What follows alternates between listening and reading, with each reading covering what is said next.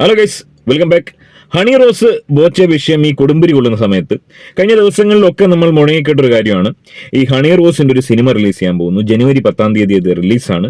So ആ സിനിമയുടെ ഒരു ഹൈപ്പിന് വേണ്ടി ചില കോൺട്രവേഴ്സിയർ ഉണ്ടാക്കാൻ വേണ്ടി പർപ്പസ്ഫുള്ളി ഈ സിനിമയുടെ അണിയറക്കാരും ഹണി റോസും കൂടി ചേർന്ന് നടത്തിയ ചില പരിപാടികളാണ് ഇതെന്നൊക്കെ ചില ആരോപണങ്ങൾ ഉണ്ടായിരുന്നു. ഇനി ആ സിനിമ ഇന്ന് റിലീസ് ചെയ്യുമെന്നായിരുന്നു പറഞ്ഞിരുന്നത്. എന്നാൽ ആ സിനിമ റിലീസ് ചെയ്തിട്ടില്ല എന്നാണ് അറിയാൻ കഴിയുന്നത്. ഇനി ഉച്ചയ്ക്ക് ശേഷം ചെയ്യുമോ എന്നറിയില്ല. ഇതുവരെ ചെയ്തിട്ടില്ല എന്ന് മനസ്സിലാക്കുന്നു. ഒരുപക്ഷെ ഈ സിനിമയുടെ റിലീസ് അണിയറ പ്രവർത്തകർ മാറ്റിവെച്ചിരിക്കാം. ഒഫീഷ്യലായിട്ട് അവർ എവിടെയും പറഞ്ഞു കണ്ടിട്ടില്ല. ഈ പറഞ്ഞ എബ്രിഡ് ഷൈൻ എന്നുള്ള പ്രൊഡ്യൂസറാണ്, എബ്രിഡ് ഷൈൻ്റെ പ്രൊഡക്ഷനാണ്. 3 പേർ ചേർന്ന് ഏതാണ്ട് സിനിമയുടെ ഒരു ഘടന കണ്ടിട്ട് ഏതാണ്ട് ഒരു 10 കോടി രൂപയെങ്കിലും മിനിമം മുടക്കി. പ്രമുഖ താരങ്ങളൊന്നുമില്ല. ഈ പറഞ്ഞോണം ഷാജോണും ഈ പറഞ്ഞ ബാബുരാജൊക്കെയാണ് താരങ്ങൾ. ഇറച്ചിവെട്ടുകാരിയായി ഹണി റോസ് അതിഭയങ്കരമായ അഭിനയം കാഴ്ചവെക്കുന്ന ഒരു സിനിമയാണെന്നാണ് അവകാശപ്പെടുന്നത്. ഒരുപക്ഷെ നല്ല സിനിമയായിരിക്കാം, നല്ല രീതിയിൽ എടുത്തിട്ടുണ്ടാവാം. ഏതാണ്ട് ഒരു 10 കോടി രൂപയെങ്കിലും ഈ സിനിമയ്ക്ക് മുടക്കിയിട്ടുണ്ടാവാം. സോ ഹണി റോസിനെ പോലുള്ള ഒരു നടിയെ വെച്ച് ഇത്തരം വലിയ ഹൈപ്പിൽ ഒരു സിനിമ വരികയും ഈ രീതിയിൽ പൈസ ചെലവാക്കി ഒരു സിനിമ ചെയ്യുമ്പോൾ തീർച്ചയായും ആ സിനിമ കളക്ട് ചെയ്യുകയും ആ സിനിമ നഷ്ടമല്ലാതായി പോവുകയും ആ സിനിമയിലെ കലാമൂല്യം ജനങ്ങൾ തിരിച്ചറിയുകയും ഒക്കെ ചെയ്യണം. അത് ഇല്ലെന്നും പറഞ്ഞുകൂടാ. എന്നാൽ മാത്രമേ ആ പ്രൊഡ്യൂസർമാർക്ക് നിലനിന്ന് പോകാൻ സാധിക്കത്തുള്ളൂ. പക്ഷേ എന്നാൽ ഇവിടെ ഹണി റോസിന്റെ സിനിമ ഇന്ന് റിലീസ് ആകുമെന്ന് പറഞ്ഞ സിനിമ ഒരുപക്ഷെ മാറ്റിവെക്കാനുള്ള പ്രധാന കാരണം ഈ പറഞ്ഞ കോൺട്രവേഴ്സി തന്നെയാണ്. ഒരുപക്ഷെ നേട്ടമെന്ന് കരുതി ഇവർ ചെയ്ത ചില കാര്യങ്ങൾ ഹണി റോസിന് തന്നെ തിരിച്ചടിയായിരിക്കുന്നു എന്നാണ് മനസ്സിലാക്കാൻ സാധിക്കുന്നത്. ബോബി ചെമ്മണ്ണൂർ ഹണി വിഷയത്തിലേക്ക് പോകുന്നതിന് മുമ്പ് ആദ്യമായി നമ്മുടെ വീഡിയോ കാണുന്നവർ തീർച്ചയായും വീഡിയോ ഒന്ന് ലൈക്ക് ചെയ്തതിനു ശേഷം ഷെയർ ചെയ്ത് സബ്സ്ക്രൈബ് ചെയ്ത് കാണാൻ ശ്രമിക്കുക. എന്തുകൊണ്ടാണ് ചാനലുകാരടക്കം കൊട്ടിഘോഷിച്ച ഹണി റോസിന് വലിയ നേട്ടമായി കണ്ട, അല്ലെങ്കിൽ ഹണി റോസ് വലിയ രീതിയിൽ വിജയം കൈവരിച്ചു എന്ന് പറയുമ്പോഴും ഹണി റോസിന്റെ ഈ ഒരു സിനിമ ഇന്ന് റിലീസ് ചെയ്യാതിരിക്കാനുള്ള കാരണം എന്തുകൊണ്ടാണ് ഹണി റോസിന് അത്തരത്തിലൊരു തിരിച്ചടി ഉണ്ടായത്? എന്നോടൊപ്പം തന്നെ ബോച്ചയുടെ ജാമ്യാപേക്ഷയെ പറ്റി ആരായുന്ന ആളുകളോട് എന്റെ ഊഹം ശരിയാണെങ്കിൽ ഹൈക്കോടതിയിൽ ഇന്ന് ജാമ്യാപേക്ഷ പരിഗണിക്കുകയാണെങ്കിൽ തീർച്ചയായും ഉച്ചയ്ക്ക് ശേഷം ഹൈക്കോടതിയിൽ എന്തായാലും ബോബി ചെമ്മണ്ണൂരിന് ജാമ്യം ലഭിച്ചേക്കും. കാരണം ബോബി ചെമ്മണ്ണൂർ പ്രത്യക്ഷത്തിൽ ഈ പറഞ്ഞ സൈബർ ബുള്ളിങ് അല്ലെങ്കിൽ ഈ പറഞ്ഞ വെർബലിയുള്ള അബ്യൂസ് ആണ് നടത്തിയെങ്കിൽ ജാമ്യം കൊടുക്കാതിരിക്കാനുള്ള യാതൊരു സാധ്യതയും ഞാൻ കാണുന്നില്ല. മറിച്ച് ഹണി റോസ് കൊടുത്ത രഹസ്യമൊഴിയിൽ എന്തെങ്കിലും അസ്വാഭാവികമായി ബോബിയുടെ ഭാഗത്തു നിന്നും എന്തെങ്കിലും ഉണ്ടായിട്ടുണ്ടെങ്കിൽ അതിന് മതിയായ തെളിവുകൾ, അതായത് വെർബലി അല്ലാതെ ഏതെങ്കിലും തരത്തിലുള്ള കുറ്റകൃത്യങ്ങൾ ബോബി ചെമ്മണ്ണൂർ ചെയ്തതായി ഹണി റോസ് അവിടെ രഹസ്യമൊഴി കൊടുത്തതിലുണ്ടെങ്കിൽ തീർച്ചയായും ഒരുപക്ഷെ ജാമ്യം തള്ളിയേക്കാം. 99% ഞാൻ വിചാരിക്കുന്നത് ഉച്ചയ്ക്ക് ശേഷം ഒരുപക്ഷെ ബോബി പുറത്തു വന്നേക്കാം. തീർച്ചയായും ബോബി പുറത്തു വരുമ്പോൾ കാണാൻ പോകുന്നത് വലിയ രീതിയിലുള്ള സ്വീകരണം തന്നെയായിരിക്കും. അത് ബോബിയുടെ ഫാൻസ് മാത്രമല്ല, കേരളം ഒന്നടങ്കം ഒരുപക്ഷെ ബോബിയെ സ്വീകരിക്കാൻ വേണ്ടി ഒരുങ്ങിയിരിക്കുന്ന ഒരു കാഴ്ച കാണാൻ സാധിക്കും. അതിന്റെ കാരണം എന്താണെന്ന് വെച്ച് കഴിഞ്ഞാൽ, ഞാൻ ഇപ്പോഴും പറയുന്നത് ഈ ഒരു വിഷയത്തിൽ 1% പോലും, ഒരു തരി പോലും ബോബി ചെമ്മണ്ണൂരിനെ സപ്പോർട്ട് ചെയ്യുന്നില്ല. ബോബി ചെമ്മണ്ണൂരിന്റെ പല വാക്കുകളും പലപ്പോഴും ഞാൻ കണ്ടപ്പോഴും വളരെ അസ്വസ്ഥനായ ഒരു വ്യക്തിയാണ് ഞാൻ. വളരെ അസ്വസ്ഥയുളാക്കുന്ന, ഇറിറ്റേറ്റ് ചെയ്യുന്ന ദ്വയാർത്ഥ പ്രയോഗങ്ങൾ തന്നെയാണ് ബോബി ചെമ്മണ്ണൂർ എല്ലായ്പ്പോഴും നടത്തിക്കൊണ്ടിരുന്നത്. അപ്പോൾ തീർച്ചയായും പലരും ഉന്നയിക്കുന്ന ഒരു കാര്യം, ആ ബോബി ശിക്ഷിക്കപ്പെടണ്ടേ, ആ ബോബിയെ ഹണി റോസ് ഇങ്ങനെ ആക്കിയത് ശരിയല്ലേ എന്ന് ചോദിക്കുന്ന ആളുകളോട് ബോബി ചെമ്മണ്ണൂരിനെതിരെ ഒരു പരാതി കൊടുക്കാൻ ഹണി റോസ് ഇതിനു മുമ്പ് തയ്യാറായിരുന്നില്ല. സ്വാഭാവികമായും നമുക്ക് ഇത്തരം ഒരു അനുഭവം ഉണ്ടാവുകയാണെങ്കിൽ നമ്മൾ എന്താ ചെയ്യുക? ആദ്യം ഒരു പരാതി കൊടുക്കുക. ഇവിടെ ഹണി റോസ് എന്താണ് ചെയ്തത്? PA വിളിച്ച് പറയുകയാണ് ചെയ്തത്. ഒരു PAക്ക് ബോബി ചെമ്മണ്ണൂരിനോട് ഈ കാര്യം പറഞ്ഞ് ധരിപ്പിക്കാൻ എത്രമാത്രം ശേഷി ഉണ്ടാവും? സോ അതുകൊണ്ട് അത് പ്രയോജനം കണ്ടില്ല. ബോബി തുടർന്നും അത് ആവർത്തിച്ചു.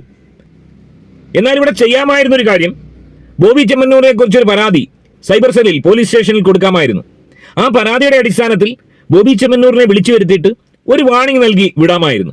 അതിനുശേഷവും ബോബി ഇത് ആവർത്തിക്കുകയായിരുന്നെങ്കിൽ തീർച്ചയായും ബോബി ചെമ്മണ്ണൂരിനെ ഈ രീതിയിൽ അറസ്റ്റ് ചെയ്യാമായിരുന്നു. ആരും തെറ്റു പറയത്തില്ല. ഇവിടെ എന്തുകൊണ്ടാണ് ജനങ്ങൾ ഇത്രയും അധികം വൈകാരികമായി, ബോബിയുടെ ഫാൻസ് മാത്രമല്ല അല്ലാത്ത ആളുകളും കമന്റ് ബോക്സിൽ ഉടനീളം വൈകാരികമായി പ്രതികരിക്കുന്ന എന്താണ്? അതിന്റെ പ്രധാന കാരണം ഇവിടെ മറ്റാരെയും ചെയ്യാത്ത രീതിയിൽ ഒരു തീവ്രവാദിയെ കൊണ്ടുപോകുന്ന പോലെ അതിക്രൂരമായി ബോബി ചെമ്മണ്ണൂർ ഒരുപാട് സ്ത്രീകളെ ഉപദ്രവിച്ചിട്ടുള്ള, ഒരുപാട് കുറ്റകൃത്യങ്ങളിൽ ആപ്പെട്ടിട്ടുള്ള, ഈ പറഞ്ഞ കഞ്ചാവിലും മയക്കുമരുന്നിലും ആപ്പെട്ടിട്ടുള്ള ഒരുപാട് ഹീനകൃത്യങ്ങൾ സമൂഹത്തിൽ ചെയ്ത ഒരു വ്യക്തിയല്ലേ. ഒരു കാര്യം കൂടി പറയാൻ ആഗ്രഹിക്കുന്നത്, ഈ ഒരു പ്രവൃത്തി കൊണ്ട് താൽക്കാലികമായി വിജയിച്ച് നിൽക്കുന്ന ഹണി റോസ്, അതായത് ഒരു പോലീസ് പരാതിയിൽ ഒതുക്കാവുന്ന ഈ ഒരു വിഷയം ഈ രീതിയിൽ മോശമാക്കിയത് കൊണ്ട് തന്നെയാണ് ഹണി റോസിന്റെ സിനിമ ഇപ്പോൾ മാറ്റിവെക്കേണ്ടി വന്നത്. അത് മറ്റൊന്നും കൊണ്ടല്ല, ഹണി റോസിനെതിരെ വലിയ രീതിയിലുള്ള ഒരു ഹേറ്റ് സാധാരണ ജനങ്ങളുടെ ഇടയിൽ സ്പ്രെഡ് ആയിട്ടുണ്ട്. ഈ പറയുന്ന സാധാരണ ജനങ്ങളാണ് സിനിമ കാണാൻ പോകുന്നത്, അല്ലാതെ ന്യൂസ് വായിക്കുന്ന ആശ്വാഭിലാഷം ഒന്നുമല്ല സിനിമ കാണാൻ പോകുന്നത്. സിനിമ വിജയിക്കണമെങ്കിൽ സാധാരണ ജനങ്ങൾ കയറണം. ഈ പറയപ്പെടുന്ന ടോക്സിക് എന്ന് പറയപ്പെടുന്ന അമ്മാവന്മാരെന്ന് അറിയപ്പെടുന്ന ഈ ലൈംഗിക ദാരിദ്ര്യമുള്ളവരെന്ന് മുദ്ര കുത്തുന്ന ആളുകൾ തന്നെയാണ് സിനിമയ്ക്കും കയറുന്നത്.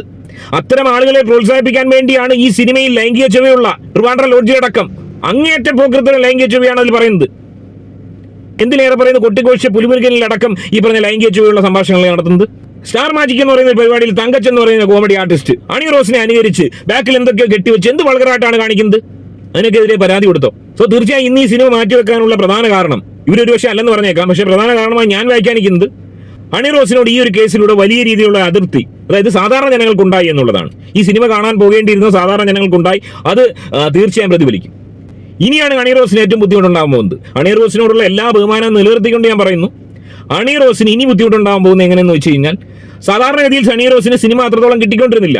ഈ സിനിമ ഒരുപക്ഷെ പരാജയപ്പെടുവാണെങ്കിൽ, ഈ ഒരു കാരണം കൊണ്ട് പരാജയപ്പെട്ടാൽ തീർച്ചയായും ഇനിയൊരു വലിയ ക്യാൻവാസിലുള്ള സിനിമ ഹണിയെ തേടി വരാൻ പ്രയാസമാണ്.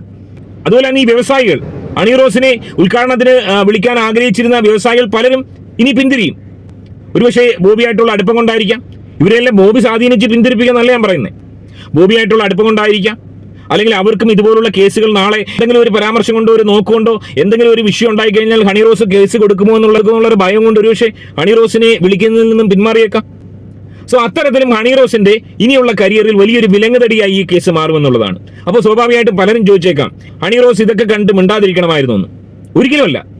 ബോച്ചയുടെ ഇത്തരം പ്രവൃത്തികളോട് തീർച്ചയായും പ്രതികരിക്കണമായിരുന്നു. പക്ഷെ ആ പ്രതികരിച്ച രീതി, ഈ രീതിയിൽ FIR ഇട്ട് ഒരു കൊടും കുറ്റവാളിയെ ചെയ്യുന്ന പോലെയുള്ള കാര്യങ്ങൾ ചെയ്യിപ്പിക്കണമായിരുന്നു എന്നാണ് സ്വാഭാവികമായും ചോദിക്കുന്നത്. മറിച്ച് പോലീസ് സ്റ്റേഷനിൽ വിളിച്ചു വരുത്തി ഒരു അവസാന വാണിംഗ് കൊടുത്ത് വിട്ടതിന് ശേഷവും ബോബി ചെമ്മന്നൂർ ഇത് ആവർത്തിച്ചിരുന്നെങ്കിൽ ഈ രീതിയിൽ ചെയ്താൽ മതിയായിരുന്നില്ലേ? ഇവിടെ ഹണി റോസിന്റെ വസ്ത്രദാനത്തെ പറ്റി പറയുന്ന രാഹുൽ ഈശ്വർ ഉൾപ്പെടെയുള്ള ആളുകൾ, പൊതുവെ രാഹുൽ ഈശ്വർ എല്ലായ്പ്പോഴും ഓപ്പോസിറ്റ് സൈഡിലാണ് നിൽക്കാറുള്ളത്. പക്ഷേ ഈ വിഷയത്തിൽ മാത്രം ഞാൻ രാഹുൽ ഈശ്വറിനെ സപ്പോർട്ട് ചെയ്യാനുള്ള പ്രധാന കാരണം എന്ന് പറയുന്നത്, ഒരാൾ ഈ ഫറാഷിബിലെ അടക്കമുള്ള നടികൾ തുറന്നു പറഞ്ഞ ചില കാര്യങ്ങൾ, അവിടെ ഹണി റോസിന്റെ വസ്ത്രം മോശമാണെന്ന് ഒരിക്കലും ഞാൻ പറയുന്നില്ല. ആ വസ്ത്രം നല്ല കാണാൻ ഭംഗിയുള്ളതാണ്. ഹണി റോസിനെ കാണാൻ കൊള്ളാം, വളരെ സുന്ദരിയാണ്. സിനിമയിൽ കാണുന്ന ഹണി റോസും ഈ ഉദ്ഘാടന വേദിയിൽ വരുന്ന ഹണി റോസും, ഞാൻ ഇന്നലെ പറഞ്ഞ പോലെ മോൺസ്റ്ററിലുള്ള സിനിമയിലെയും ആ പറഞ്ഞ അതേ സമീപ കാലഘട്ടങ്ങളിൽ ഹണി റോസ് ഉദ്ഘാടന വേദിയിൽ വന്നപ്പോഴും വലിയ വ്യത്യാസമാണ് കാണുന്നത്. ലൈംഗിക ദാരിദ്ര്യം പിടിച്ച ആളുകളെ ഉദ്ദേശിച്ച് ഹണി റോസ് ചില മാറ്റങ്ങൾ തന്റെ ശരീരഘടനയിൽ വരുത്തുന്നുവെന്ന് പറാശിബിലെ പറഞ്ഞ പോലെ ആർക്കെങ്കിലും തോന്നിപ്പോയി കഴിഞ്ഞാൽ അതിന് കുറ്റം പറയാൻ സാധിക്കില്ല. അത് പറയാനുള്ള സ്വാതന്ത്ര്യം ഇവിടെ ആർക്കും ഉണ്ട്. സോ അത്തരത്തിൽ ഇത്തരം കാര്യങ്ങൾ ചെയ്യുകയും ഇക്കാര്യങ്ങളൊക്കെ എടുത്ത് റീൽസ് ആക്കി ഇടുകയും ചെയ്തപ്പോൾ സ്വാഭാവികമായിട്ടും ബോച്ച എന്ന് പറയുന്ന വ്യക്തി ദ്വയാർത്ഥം പറയുന്ന ഒരാളാണ്, അതിൽ വലിയ എന്റർടൈൻമെന്റ് കണ്ടെത്തുന്ന ഒരു വ്യക്തിയാണ്. അപ്പോൾ അദ്ദേഹം വിചാരിച്ച് എന്റെ അതേ വൈബുള്ള ഒരു വ്യക്തിയാണ് ഈ സ്ത്രീയും, അപ്പൊ ഈ സ്ത്രീയോട് ഇത്തരം കാര്യങ്ങൾ പറഞ്ഞു കഴിഞ്ഞാൽ വിഷയമില്ല എന്നൊരു തോന്നൽ ബോച്ചയിൽ ഉളവാക്കിയെന്ന് ആർക്കും സ്വാഭാവികമായി സംശയിച്ചൂടെ? അതുകൊണ്ട് തന്നെയാണ് ഈ പുള്ളി ഈ രീതിയിൽ ഒരു മാനവസം കാണിച്ചത്.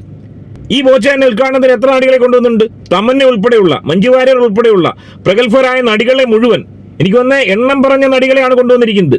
ആ നടികളൊന്നും ഇദ്ദേഹത്തെ പറ്റി ഇതുവരെ ഒരു കംപ്ലൈന്റ് പറഞ്ഞിട്ടില്ല ഈ രീതിയിൽ ദ്വയാർത്ഥ പ്രയോഗം നടത്തിയെന്ന്. എനിവേ ദ്വയാർത്ഥ പ്രയോഗം നടത്തിയത് തെറ്റാണ്. ഇവിടെ പലരും വാദിക്കുന്നുണ്ട് ഹണി റോസിന്റെ ഡ്രസ്സിനെ ആർക്കും ഒന്നും പറഞ്ഞുകൂടാ. ഈ ഒരു വിഷയം രാഹുൽ ഈശ്വർ അടക്കം നോട്ട് ചെയ്യേണ്ട ഒരു കാര്യമാണ്. അതായത് ഒരു 3-4 വർഷം മുന്നേ നമ്മുടെ നാട്ടിൽ, പെരുമ്പാവൂർ അടക്കം നമ്മുടെ നാട്ടിൽ കൊല്ലത്തൊക്കെ ഉണ്ടായ സംഭവമാണ്. ഈ പാൻസ് ഇടുമ്പോഴത്തേന് കുറച്ച് താത്തിടുന്ന, അതായത് ലോ വേസ്റ്റ് പാൻസ് ബാഗിൽ താത്തിട്ടതിന് ശേഷം ഈ ഒരു ഷെഡ്ഡി കാണിക്കുന്ന ഒരു ട്രെൻഡ് ഉണ്ടായിരുന്നു. നമ്മുടെ ഈ ഷെഡ്ഡിയുടെ കമ്പനി അടക്കം നമുക്ക് കാണാൻ പറ്റുന്ന ഈ ബാക്കിലെ വെട്ട് കാണുന്ന രീതിയിൽ നടക്കുന്ന പയ്യന്മാർ സർവ്വസാധാരണമായി കാണാമായിരുന്നു. സോ ആ ഒരു വിഷയം കൂടി വന്നപ്പോൾ പല ആളുകളും കംപ്ലൈന്റ് ചെയ്തു. പ്രത്യേകിച്ചും കംപ്ലൈന്റ് ചെയ്ത സ്ത്രീകളാണ്. ഇത് ഞങ്ങളിൽ അസ്വസ്ഥ ഉളവാക്കുന്നുണ്ട്, ഇത് ഞങ്ങൾക്ക് കാണാൻ താല്പര്യമില്ല എന്ന് പറഞ്ഞപ്പോൾ നേരിട്ട് പോലീസ് ഇറങ്ങി ഇത്തരം ആക്ടിവിറ്റീസ് കാണിക്കുന്ന ആൾക്കാരുടെ നട്ടലിനാണ് അടിച്ചത്. ഇന്നും ആ വീഡിയോ സോഷ്യൽ മീഡിയയിൽ കിടപ്പുണ്ട്. ഈ പറഞ്ഞ അഭിലാഷ് ആശ്വ അടക്കമുള്ളവർ അന്ന് എന്താണ് പറഞ്ഞത്? ആവാസത്തരമാണ് ഈ പയ്യന്മാർ കാണിച്ചതെന്നാണ്. എന്തുകൊണ്ട് വസ്ത്ര സ്വാതന്ത്ര്യമാണെന്നത് വ്യാഖ്യാനിച്ചില്ല? ഒരാളെങ്കിലും അത് വ്യാഖ്യാനിച്ചോ? ഞാനും തന്നെ പറയുന്നു, അത് തോന്നിവാസമാണ്. അത് സഭ്യമായ രീതിയിലുള്ളൊരു വസ്ത്രധാരണമല്ല. അതുകൊണ്ടാണ് ഈ പോലീസ് അവരെ ഇറങ്ങി അടിച്ചത്. മറിച്ച് ഇതൊരു പെൺകുട്ടിയാണ് ചെയ്തതെങ്കിൽ, ഇതൊരു സ്ത്രീയാണ് ചെയ്തതെങ്കിൽ ഒരു പോലീസിന് അല്ലെങ്കിൽ ഒരു വനിതാ പോലീസിന് ഇറങ്ങി അവരെ ആക്രമിക്കാൻ സാധിക്കുമോ? ഇത് തന്നെയാണ് ഇവിടെ ഒരു ജെൻഡർ ഇക്വാലിറ്റി ഇല്ലെന്ന് പറയാൻ കാരണം. ഈ പറഞ്ഞ പയ്യന്മാർ ഈ ഒരു വസ്ത്രധാരണം നടത്തിയപ്പോൾ അവരെ ആക്രമിക്കുകയും, സ്ത്രീകൾ ഏത് രീതിയിലുള്ള മോശമായ മ്ലേച്ഛമായ വസ്ത്രം പരസ്യമായി ധരിച്ചാൽ പോലും അത് വസ്ത്ര സ്വാതന്ത്ര്യമാണെന്ന് പറഞ്ഞ് അതിനെ പ്രൊമോട്ട് ചെയ്യുന്ന ചില സ്യൂഡോ ഫെമിനിസ്റ്റുകളായുള്ള ആൾക്കാരാണ് നമ്മുടെ നാടിന്റെ ഏറ്റവും വലിയ ശാപം. വസ്ത്ര സ്വാതന്ത്ര്യം ഉണ്ടെന്ന് പറഞ്ഞുകൊണ്ട് ഇല്ലാത്ത കാര്യം ഉണ്ടെന്ന് കാണിച്ച് ഞരമ്പ് രോഗികളായ ആളുകളെ സംതൃപ്തിപ്പെടുത്താൻ വേണ്ടി, അല്ലെങ്കിൽ അവരുടെ നിന്ന് കമന്റ് എറിന്ന് വാങ്ങാൻ വേണ്ടി നടക്കുന്ന ആളുകളെ ഏത് രീതിയിലാണ് സപ്പോർട്ട് ചെയ്യാൻ സാധിക്കുക? സോ ഞാൻ വീണ്ടും പറയാൻ ആഗ്രഹിക്കുന്നത്, തുല്യനീതി ഇവിടെ പല വിഷയങ്ങളിലും നടപ്പാക്കാൻ സാധിക്കുന്നില്ല. ഇവിടെ ഇതിലും പ്രമാദമായ വലിയ കുറ്റകൃത്യങ്ങൾ നടത്തിയ ആളുകൾക്ക് പോലും വലിയ രീതിയിൽ ശിക്ഷ ലഘൂകരിച്ചു വിടുന്ന, അല്ലെങ്കിൽ അറസ്റ്റ് ലഘൂകരിച്ചു വിടുന്ന, സിദ്ദീഖിനെ പിടിച്ച സമയത്ത് രാഖി രാമാനം പോലീസ് അങ്ങോട്ടും ഇങ്ങോട്ടും എറണാകുളത്ത് കിടന്ന് ഓടുമ്പോൾ സിദ്ദീഖ് എന്ന് പറയുന്ന വ്യക്തി എറണാകുളത്ത് പോലീസിന്റെ കൺമുന്നിൽ ഇരിക്കുമ്പോൾ പിടിക്കാനാകാതെ ഉഴലുന്ന പോലീസിനെ കണ്ട നമ്മൾ ഈ വിഷയത്തിൽ എന്താണ് കണ്ടത്? ഏതാണ്ട് 28ഓളം പോലീസ് ബറ്റാലിയൻ പോയതിനു ശേഷം ബോബി ചെമ്മന്നൂരിനെ അവിടുന്ന് ഇവിടം വരെ പിടിച്ചുകൊണ്ട് വരുന്നു, വയനാട് നിന്ന് ഇവിടം വരെ. ഈ പറഞ്ഞ വലിയ രീതിയിൽ ന്യൂസുകാർ അതിനെ ഫോളോ ചെയ്യുന്നു. ഈ പിടിച്ചതിന്റെ പേരിൽ ഏതാണ്ട് ഒരു 2 കോടി രൂപയെങ്കിലും ബഡ്ജറ്റ് വിലയിരുത്തും ബോബി ചെമ്മന്നൂരിനെ പിടിച്ചതിന്റെ കേസിൽ. സോ അതിലൊരു അസ്വാഭാവികത ആരും സംശയിക്കില്ലേ? ബോബി ചെമ്മന്നൂർ പോലൊരു വ്യവസായിയെ എന്തുകൊണ്ട് ഈ രീതിയിൽ പിടിച്ചു? ഇതിന്റെ പിന്നിൽ വലിയ ഇടപെടലുകൾ ഉണ്ടായിട്ടില്ലേ? സ്വാഭാവികമായും പോലീസിന് ഈ പറഞ്ഞ ബോബി ചെമ്മന്നൂരുമായി പ്രത്യേകിച്ച് വിദ്വേഷം ഒന്നും തോന്നേണ്ട കാര്യമില്ല. പോലീസുമായിട്ട് ഈ ബോബി ചെമ്മന്നൂരിന് ഒരു വിഷയമില്ല. അപ്പൊ തീർച്ചയായും പോലീസിനെ കൊണ്ട് ഇത് ചെയ്യിപ്പിച്ചത് മറ്റാരുടെയെങ്കിലും വലിയ രീതിയിലുള്ളൊരു സ്വാധീനം, ഒരു പ്രേരണ ഉണ്ടായിട്ടുണ്ട്. അത് തന്നെയാണ് ഇവിടെ വലിയൊരു ഗൂഢാലോചന നടന്നെന്ന് സംശയിക്കാനുള്ള പ്രധാന കാരണം. എനിവേ, ബോബി ചെമ്മന്നൂർ എന്ന് പറയുന്ന വ്യക്തി അദ്ദേഹം തെറ്റ് ചെയ്തു. അദ്ദേഹത്തിന്റെ ഈ ദ്വയാർത്ഥ പ്രയോഗങ്ങൾ ഈ ഒരു കേസ് കൊണ്ട് ഇല്ലാതാവട്ടെ. എന്നാൽ ബോബി ചെമ്മന്നൂർ എന്ന് പറയുന്ന വ്യക്തി ഈ പറഞ്ഞ ധാരാളം ആളുകൾക്ക് ജോലി കൊടുക്കുന്ന ഒരു വ്യക്തിയാണ്, ധാരാളം ആളുകൾക്ക് അന്നം കൊടുക്കുന്ന ഒരു വ്യക്തിയാണ്. ഇവിടെ പ്രോസിക്യൂഷൻ വായിച്ചൊരു കാര്യം, എന്തുകൊണ്ട് ബോബി ചെമ്മന്നൂരിന് ജാമ്യം കൊടുത്തുകൂടാന്ന് പറയുമ്പോൾ ബോബി ചെമ്മന്നൂർ പുറത്തിറങ്ങിയതിനു ശേഷം സാക്ഷികളെ സ്വാധീനിച്ചേക്കാം, തെളിവ് നശിപ്പിച്ചേക്കാം, ഒരുപക്ഷെ ഈ പറഞ്ഞ പ്രമുഖ നടിയെ ഒരുപക്ഷെ ആക്രമിച്ചേക്കാം. അതായത് ബോബി ചെമ്മന്നൂർ പുറത്തു വന്നു കഴിഞ്ഞാൽ ഇതൊക്കെ ചെയ്യുമെന്നുള്ളത് കൊണ്ട് ബോബി ചെമ്മന്നൂരിനെ എത്ര കാലം ജയിലിടാൻ സാധിക്കും? ഇന്നല്ലെങ്കിൽ നാളെ ബോബി ചെമ്മന്നൂർ പുറത്തു വരില്ലേ? അപ്പോഴും ഇത്തരം കാര്യങ്ങൾ ബോബി ചെമ്മന്നൂരിന് ചെയ്തൂടെ? ഇവിടെ സാക്ഷിയെ സ്വാധീനിക്കാൻ ഈ വിഷയത്തിൽ ഏത് തരം സാക്ഷിയാണ് സ്വാധീനിക്കുന്നത്? സോ തീർച്ചയായും ബോബി ചെമ്മന്നൂർ നടത്തിയെന്ന് പറയുന്ന ഈ പരാക്രമങ്ങൾക്ക് തക്കതായ, അല്ലെങ്കിൽ അതിന് എത്രയോ മടങ്ങ് വലുതായ ഒരു ശിക്ഷ ഇതിനോടകം തന്നെ അദ്ദേഹത്തിന് കിട്ടിക്കഴിഞ്ഞു എന്നാണ് ഞാൻ മനസ്സിലാക്കുന്നത്. സോ തീർച്ചയായും അദ്ദേഹം ജാമ്യം കിട്ടി, ഇന്ന് പുറത്തിറങ്ങും. ഒരുപക്ഷെ ജാമ്യം കിട്ടാതിരിക്കുകയാണെങ്കിൽ പ്രോബബ്ലി മൺഡേയിൽ മാത്രമേ അദ്ദേഹത്തിന് പുറത്തിറങ്ങാൻ സാധിക്കത്തുള്ളൂ.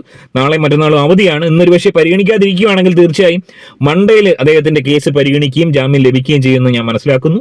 അതിനോടൊപ്പം തന്നെ വീണ്ടും പറയാൻ ആഗ്രഹിക്കുന്ന ഒരു കാര്യം, തീർച്ചയായും ഹണി റോസ് എന്ന് പറയുന്ന ഈ വ്യക്തിക്കും എല്ലാവർക്കും ഈ പറഞ്ഞ അവഹേളനം നടത്തുന്ന ആളുകളിൽ നിന്ന് മോചനം വേണം. അതുപോലെ തന്നെ തുല്യനീതി ഉറപ്പാക്കുന്നത് ഗവൺമെന്റ് സമ്പൂർണ്ണമായി പരാജയപ്പെട്ടു എന്ന് ഈ ഒരു ഒറ്റ കേസിലൂടെ മനസ്സിലാക്കാൻ സാധിക്കുകയാണ്.